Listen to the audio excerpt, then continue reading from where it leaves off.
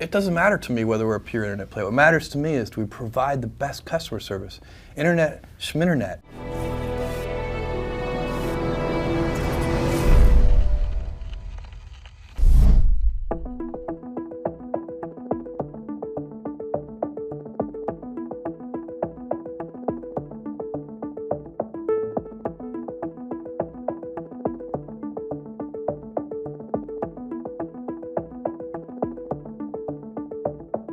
Given the decades of wisdom that has built up in the business world, investors, it sounds like you're saying, are making a big speculative bet if they're investing in your company's stock. Well, I think all internet companies, the stocks are incredibly volatile, and But even long term. Long term, I believe that it's very easy to predict that there are going to be lots of successful companies born of the internet. They're going to have very large market caps and so on. I also believe that today, where we sit, it's very hard to predict who those companies are going to be. So you can make bets on these things, and I think that Amazon.com, if we're not one of those important, lasting companies born of the internet, we will have nobody to blame but ourselves, and that we will be extremely disappointed in ourselves. But there are no guarantees.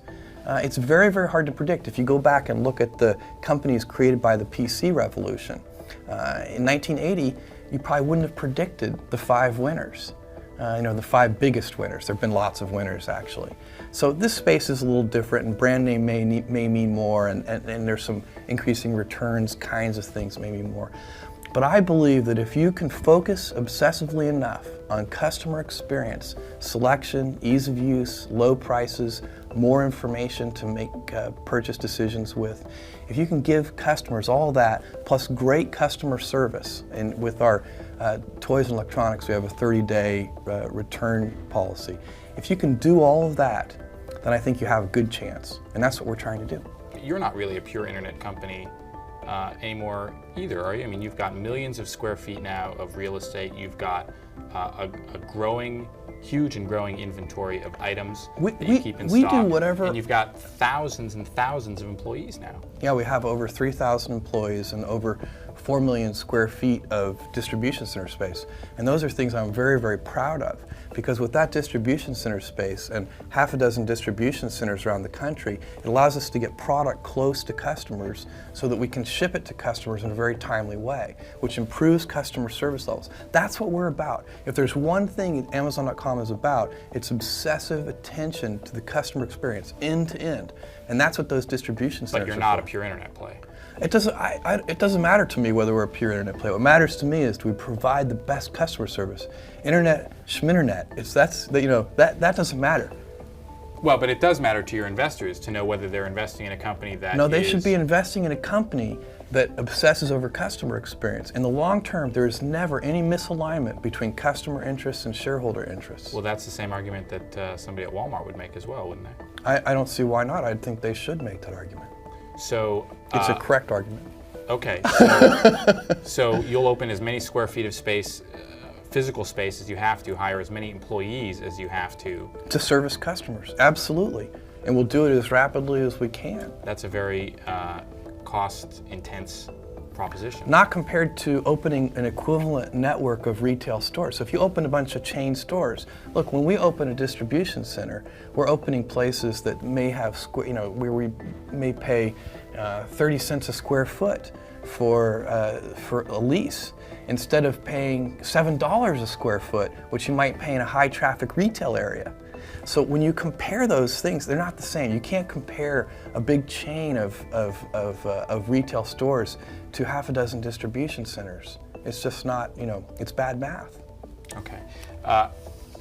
Either way, whichever side of the argument you believe, you're making what seems to me to be... There's only one side, which is obsess over customers. But it seems to me that both with the speed of your growth in terms of the number of stores online that you're opening, the different businesses you're getting into, the number of distribution centers you're opening and new employees you're hiring, that you are making an intense gamble here, which is twofold. One, that you can run this number of businesses, different businesses, well, and two, that you can make money by selling vast volumes of product at essentially razor-thin profit margins? I think that the first one in particular I agree with wholeheartedly, which is that there's no guarantee that Amazon.com can be a successful company. What we're trying to do is very complicated. There's huge execution risk involved. We have a terribly complicated business. We're growing, historically very rapidly. We're opening new product categories. We're expanding in new geographies. We have whole new business models with things like auctions. Now we think this is the less risky of the two approaches because scale is important in this business, and you need scale also to offer the lowest prices and the best customer service to people. So scale is important to us, and we're going to go after that kind of scale. But it does mean that the executional challenges are huge. And so you'll find a bunch of people back in Seattle and around the world working very hard to make sure we service customers at the level that they're used to, and then even improving that. Isn't it, to some extent, a certain amount of, with all due respect,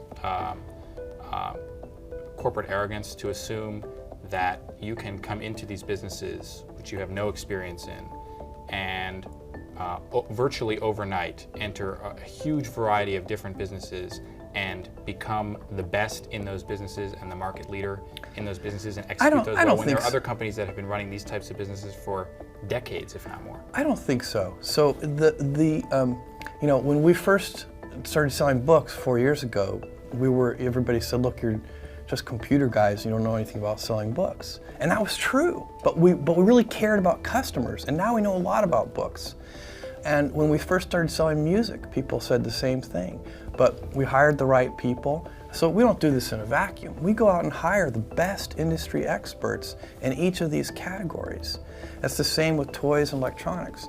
So, we take this very seriously. We take the commitment to the customer very seriously. And we're not about to release something or announce something before it's ready.